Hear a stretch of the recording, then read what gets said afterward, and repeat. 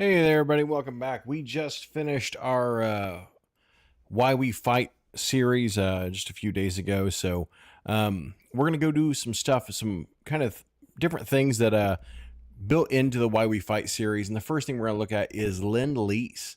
Um, Lend-Lease is a big part of why our allies were able to stay in the fight and eventually win the war. I know, especially if you watched the Battle of China, if you watched Battle of Russia, it talked a lot about Lend-Lease, and there's some confusing parts of what they covered. So we're going to be trying to straighten all that out and get any of those questions answered on Lend-Lease. So the big thing is when Lend-Lease started, you can see from this political cartoon, there was a whole group of people that didn't want us to. So this political cartoon says age short of war, and a bunch of people didn't want us to start lending. That attitude changed very quickly. And this was in about 1941, before the Pearl Harbor bombing is when it kicked off. All right, here's another one.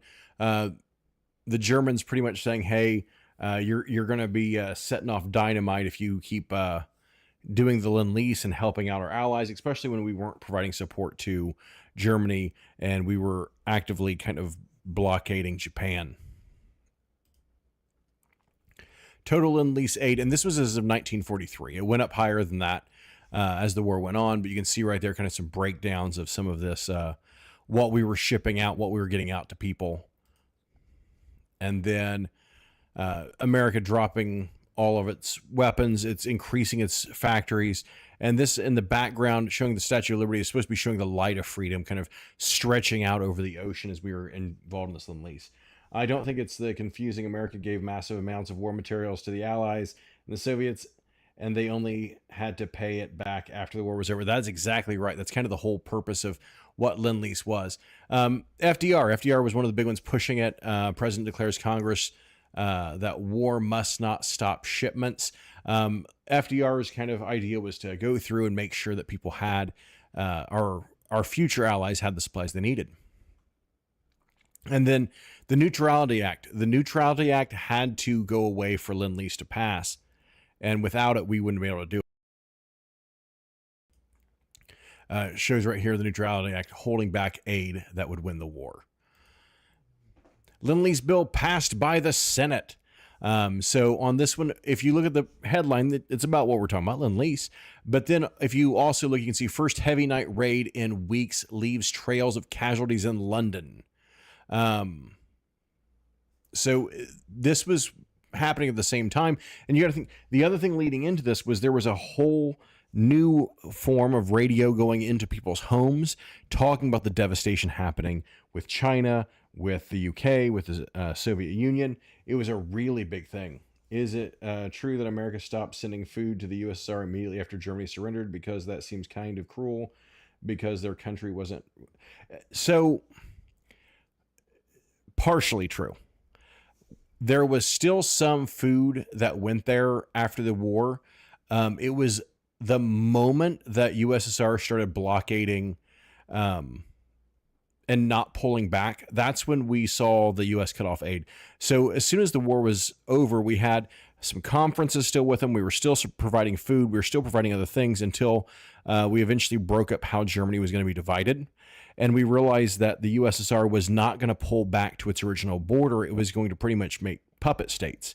And once that became the clear and deciding factor that, okay, they're going to make puppet states, we're going to make sure we don't give them food. And it still was cruel. A lot of people starved during that time period.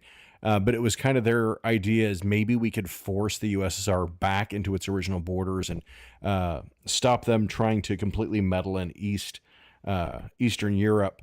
But that was one of the tools. They moved immediately into sanctions because of the fact that they didn't pull back out of the Eastern Bloc. And so here's some more detailed figures if you're interested in those. We have aid to each country and what was going out by year right here in the first one. So what we're seeing here is 1941, $1.3 billion, 1942, $8.2 billion, 1943, $11.3 billion. Then the peak year, 1944, $11.9 billion, and then 1945, $10.8 billion. There was a lot of stuff sent out, $49 billion to the Allies. And this is in the money from that time. It's not in modern dollars. And it was a bunch of different things that were going out. When we're looking at this, we're going to go ahead and flip over here and we'll take a look at this. So by aid, $31.4 billion went to the United Kingdom. And that was in aircrafts, that was in vehicles, tanks, food, fuel. It was in so many different things. So you had ships, they got 1,010, 4.6 billion tons of fuel and oil products. We got in food 4.4 million tons, 22,000 guns, 5,000 vehicles, 138,000 tanks, and then 138,000 other vehicles, and 47,000 aircraft just to the United Kingdom. USSR, 90 ships, 2.6 million tons of fuel, 1.9 million tons of food, guns, ammunition, vehicles. You can kind of see the breakdown of where all it went. So over on the other side, the very far end, you're looking at the Netherlands, you're looking at food going into Holland, you're looking at Australia, New Zealand, and all the other nations. Why is the French flight cut off? Or the French flag cut off? I don't know why the French flag would be cut off. However, the United Kingdom feature also was aid to France. So if you remember when we were watching the series, the French government chose to surrender to Hitler. They could have continued fighting, and they could have went into Morocco. They could have went to a few other places. The majority of the French government said, let's just surrender. And it was Charles de Gaulle and a few other members of the French government who said, we will absolutely not surrender. And Charles de Gaulle headed to England immediately, along with a huge group of his soldiers. And then a lot of French citizens who were living in other countries came to England. And so the United Kingdom was providing some of the stuff we were sending Lend-Lease to them. They were also getting into France. So it's just kind of a matter of where the stuff was going. And then in Morocco was a big point of French resistance against the German government. And that was, and I mean German government as in the German government of France, because they were having to fight their own government. A lot of their leaders that really were complicit in some stuff that put them on par with some of the Nazis. And that's the reason we showed in that first one, the prelude to war, and then in some of the subsequent ones, what was happening afterwards is they were shaving people's heads and painting swastikas on their heads and marching them through town because they felt so betrayed by these people who worked with the Germans. It was just an amazing amount of patriotism when Charles de Gaulle returned to France and France was actually freed. So this is kind of what we're looking at. And again, that's $700 billion in today's money. It was 49 billion at the time. Just hard to imagine what that is. We're going to jump into our warning real quick. I just have a question. If the UK was able to provide material support to the USSR, why did they need material support? So the material support going to, I should have pulled up that map. The material support going to France and the USSR from the United Kingdom was some supplies would come into the United Kingdom.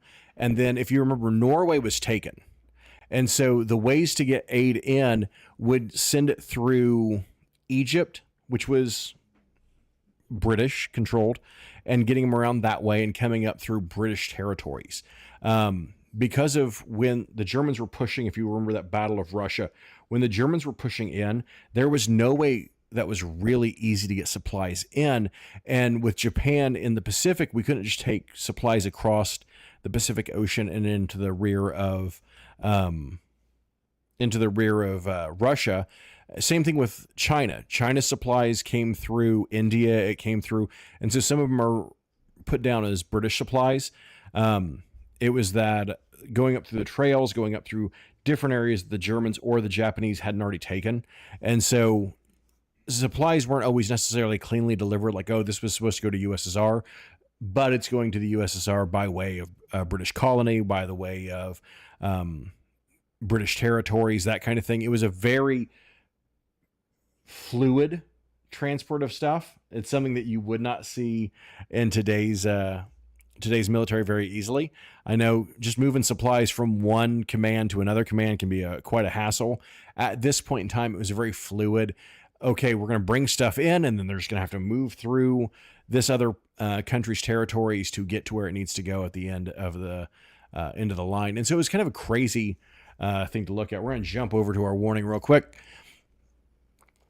And of course, the following program contains authentic, unedited footage from World War II era. The material may include racial stereotypes, offensive depictions, and symbols of hate, including Nazi imagery as well as wartime propaganda, which reflect the attitudes and realities of the time. These films are presented as originally produced without alteration or censorship for the purpose of historical record, education, and discussion. Mission 4938 does not endorse the views, language, or depictions shown. Viewer discretion is strongly advised. What we're going to be going over is a Lend-Lease, a few quick facts created by the Army Signal Corps, and then we're going to go over a unique one. It is called Fear, that was created by the Army Signal Corps. So let's jump in to a few quick facts, Lend-Lease.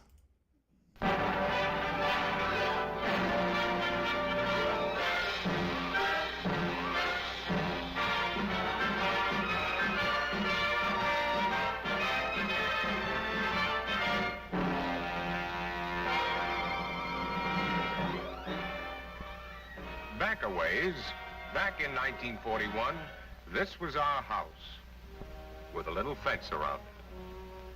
A fence keeps out some things, but it doesn't keep out sparks. Our neighbor's house was burning down. We had a garden hose. Now, we could have sat down and figured out exactly to the penny what our garden hose was worth, precisely how much the nozzle cost us. But our house was in danger, so we lent that hose. Our garden hose was Lend-Lease.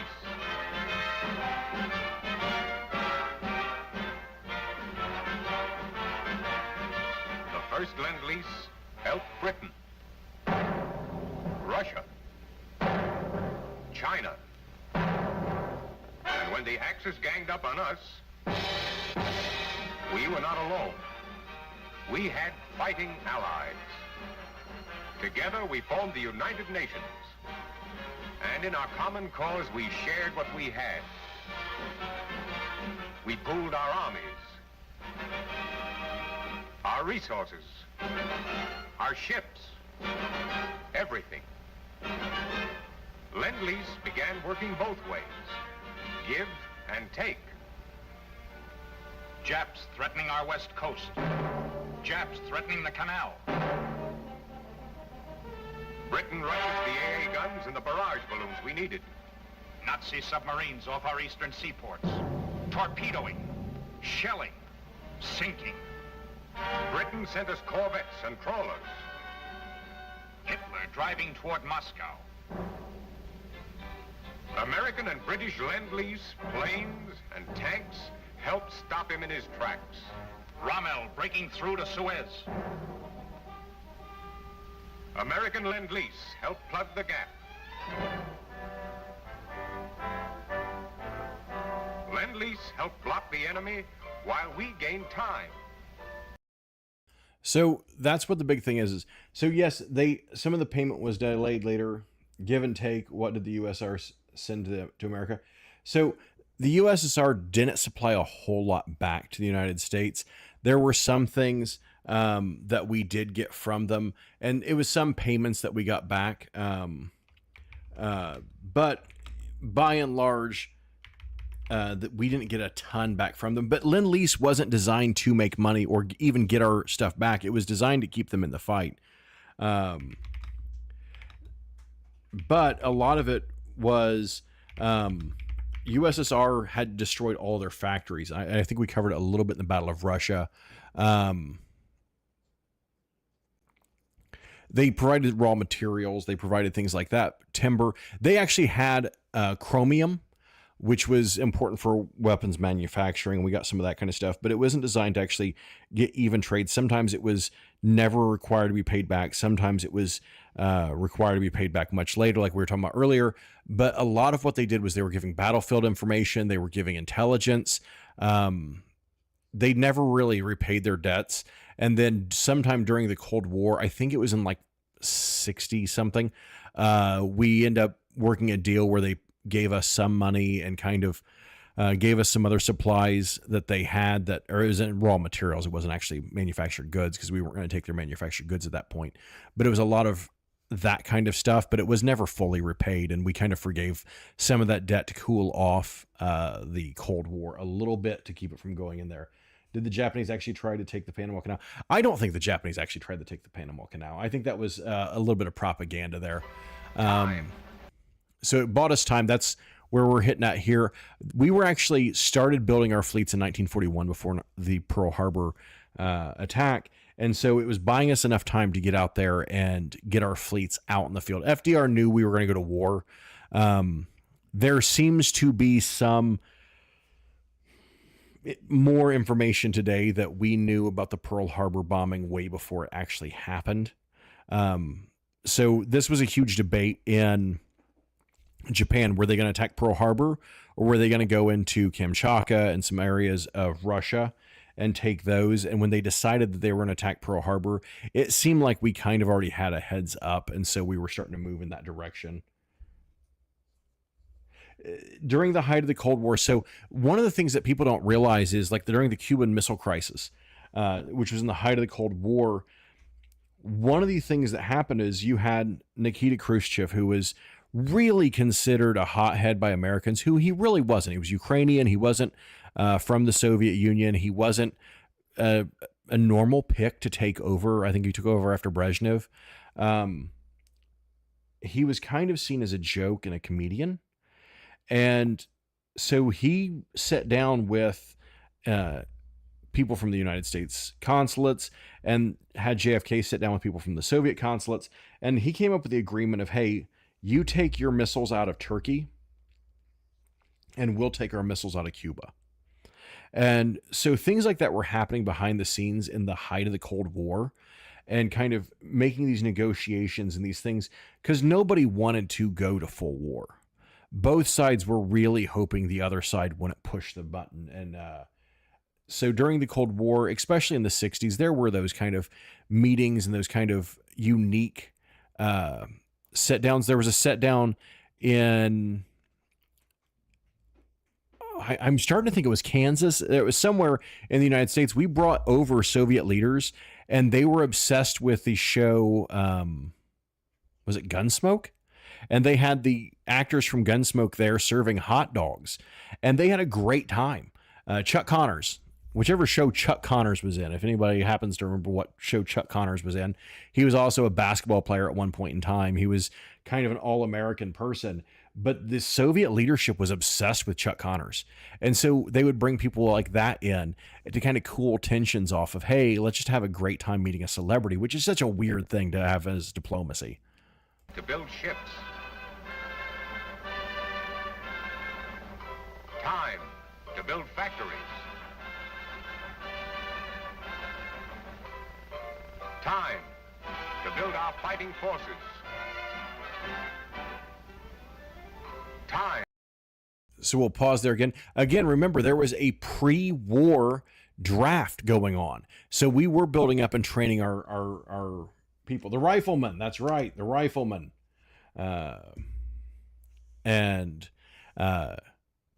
We were building up our ships. We were building new styles of thing. And then remember we talked about kind of during the Battle of Britain, how the British had given us some of their airplanes. So we kind of study their airplanes and kind of improve them. And then later that proved to give us that extra time where we weren't not in the war, where we were lending out stuff or giving it to other countries, allowed us the time to, when we came into the war, to be such an effective fighting force. To move them overseas. The United States hurried men to the Southwest Pacific. And through reverse Lend-Lease, Australia and New Zealand furnished them with clothes. shoes, hospitals, food. We sent our allies what they lacked: tools, machinery, seas. The United States shipped men to Great Britain to join in the building of tremendous Allied invasion armies.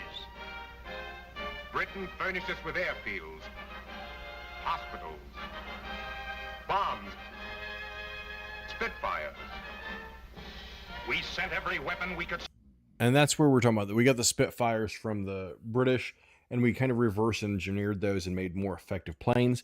And this was kind of the start of that great relationship the United States has with Australia. We were sending our guys over as soon as we could, and they were helping get them in uniforms and feed them and take care of them, because Australia did not have the ability to fight back against Japan if Japan actually pushed in on the Battle of Coral Sea, that kind of thing. So getting the troops there was very, very important. Spare as fast as we could to Russia. And the Russians furnished us with dead German soldiers. Everything we could get there, we did our best to get to China. And the Chinese armies furnished us dead Japs.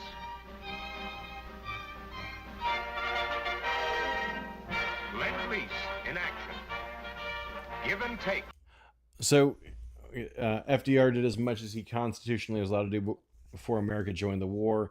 And that was a really big controversy at the time, because I was seeing this massive overreach.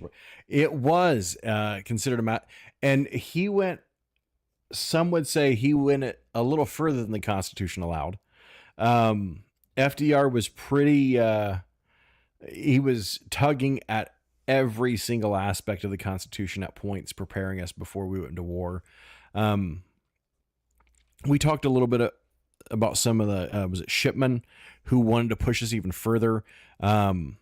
He was pushing for us to go into Japan before we ever declared war. And so had we had Hoover for another election, I don't know if Hoover would have been such a huge supporter of going in or doing nearly as much as what FDR was doing. But it was definitely kind of a different atmosphere when it came to FDR. FDR really wanted us to get involved in this, but he also saw this as a way out of the Depression, because we were going to be kicking up all of our manufacturing. We're going to get people employed. We were going to be buying stuff, and it was going to spur on the economy. By 35 United Nations. Together, we put it on the line. Together, we forged one weapon.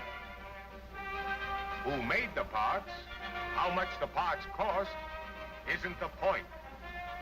The point is, we are attacking. This bomb will be paid for by the Nazis and the Japs. The price they will pay is unconditional surrender.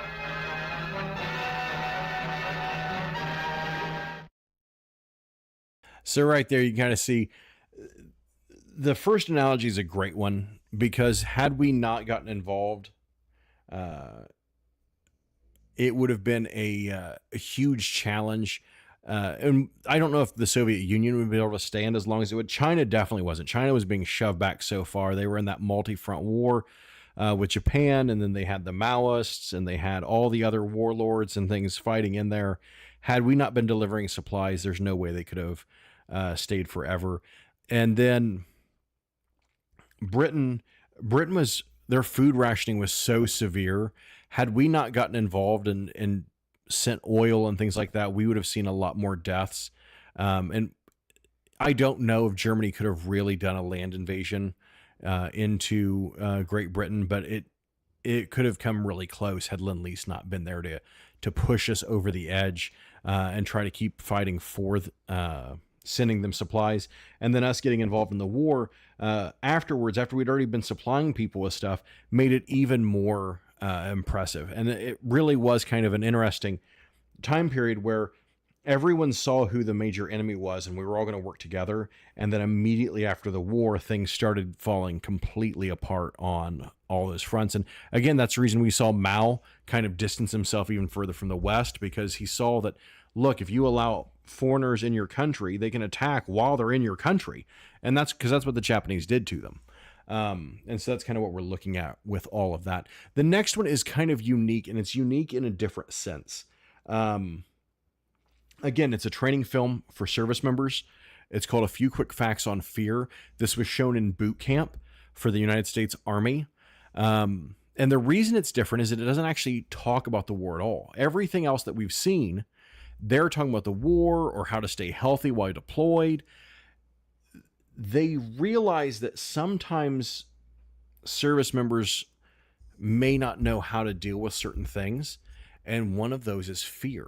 And so we're going to jump into a few quick facts about fear.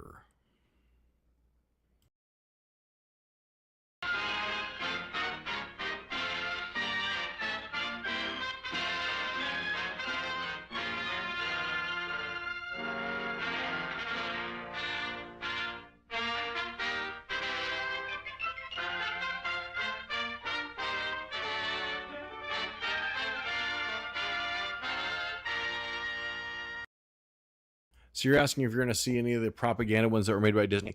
We have shown a few, and the House of Mouse is very punishing when it comes to us airing them. We have a few on our channel. If you check us out on YouTube, we have was the Snow or the Seven Dwarfs talking about malaria. We've got that one uploaded, and Disney didn't fight us too hard on that, but Disney's been fighting us pretty hard on some of theirs because it doesn't fit the image today that they want to cultivate. And so when people post too many of their things in quick succession, it ends up causing some challenges where they send demands for you to take them down. And I'm not for sure if we're allowed to talk about it. I've not seen anything that says that we can't, but we have gotten a couple of those from Disney. And so we're going to give them a little bit of a break before we go back in and do any more of theirs. It's just kind of like we did the Superman breakdowns. We got a little hit on those as well. But we would like to show some more of those. So we're going to give it a little pause. What we may end up having to do is doing some severe breakdowns of them and do them in really small segments because Disney is so protective of their stuff.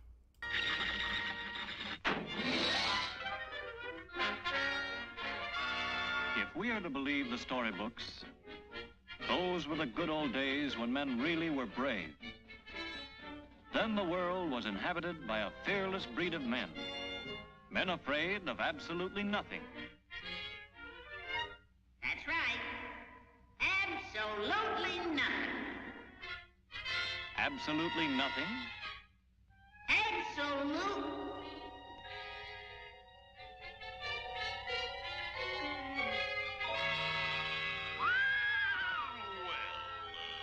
Practically nothing.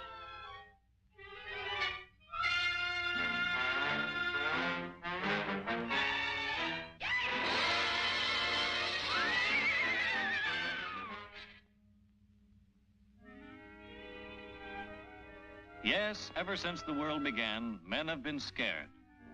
The brave knights of old had those same cold beads of perspiration. So we've already done one of these talking about comparison to the historic past and kind of making the guys into superheroes. This is kind of explaining that even back then when there were knights, they were still afraid. And the Great Dictator, we may do the Great Dictator. I've not decided what the next set is we're going into, but we'll take a look at it. We may end up doing the Great Dictator next week. It's a really good one. We have a Clark Gable one that we want to do as well. That's one where he was actually going over to do a documentary about flying, and he went up in the air and engaged in combat with some Germans, which was kind of unique for a documentary to actually film. And it was either him or his co-pilot was shot through the leg during the documentary, and it switched from being a documentary to Clark Gable being pretty fiercely mad and ready to go for blood at that point. So we'll have to look at doing the Looney Tunes has been incredibly nice about allowing us to do a lot of the Chuck Jones stuff, and I do appreciate that. But we will look at the Great Dictator. Maybe we'll do that next week. Their hair stood on end. Their hands got clammy. Their hearts pounded. Their stomachs flopped and bounced. Frighten them, and they got keyed up too, being normal human beings. Scare a man, and automatically his fear machinery starts rolling, wakes him up all over, and prepares him to recognize the danger. Nerves go into action and wake up a couple of glands. The glands come through with a shot of adrenaline, and all hell breaks loose. But it all makes sense. Nerve cells get hopped up.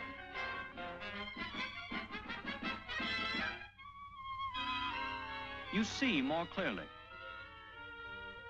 You hear more keenly. Muscles tense. Your body's ready to act, and act fast. But to act at top speed calls for extra energy. That's where the liver comes in. This is the fuel tank. The fuel is sugar. And here's where it's stored. Getting scared gets it out through the bloodstream to your muscles that need it. To get it there quicker, your heart pumps faster, and you breathe harder, bringing in more oxygen to change that sugar into strength. And here we are. Scared? Yes, but ready. Ready either to get away from the danger or stay and fight with extra strength. That's the best thing about fear. You can make it work for you instead of against you.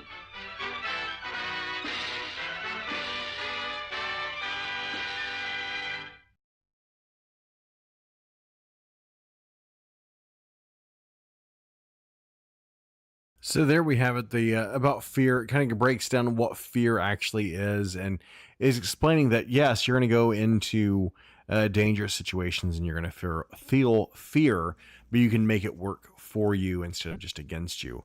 And so that's kind of a unique take on a few quick facts. I think we're going to end up. That's what we had for tonight. We're going to have a pre-record on Thursday. I'm not for sure what we're exactly going to cover on that one, but we're going to kind of tee up. We're going to do a couple smaller ones, and then we're going to jump into another longer form. So we appreciate everyone's been here. Like I said, we're getting back into the swing of things after doing that 7-part series. We're going to be hitting a few other series coming up, but we figured we'd take a little lighter couple of days to cover some of these, a few quick facts, a few of the other things that we like to cover in here and kind of go over and put out there. So we will be back on Thursday with a pre-record. Tomorrow at 11:30, we have Recon Sarge coming in to do Fallout 4, continuing that journey in the Wasteland. And then Friday, he'll be back as well at 11:30. And then next Tuesday, we should be back with... We'll go with something longer form. We'll do either a movie or we'll do another start of another series. But we appreciate you guys all being here and being here with us as we cover through these. And hopefully this covers Lend-Lease a little bit better, gives you kind of an understanding of what Lend-Lease was and what all went out in Lend-Lease. But again, we appreciate you being here. Check us out on YouTube. We have some stuff over there on TikTok. We have a lot of stuff over on Facebook and on Twitch. And we look forward to seeing you. And until next time, stay strong, stay true, stay Frankie. Have a good one.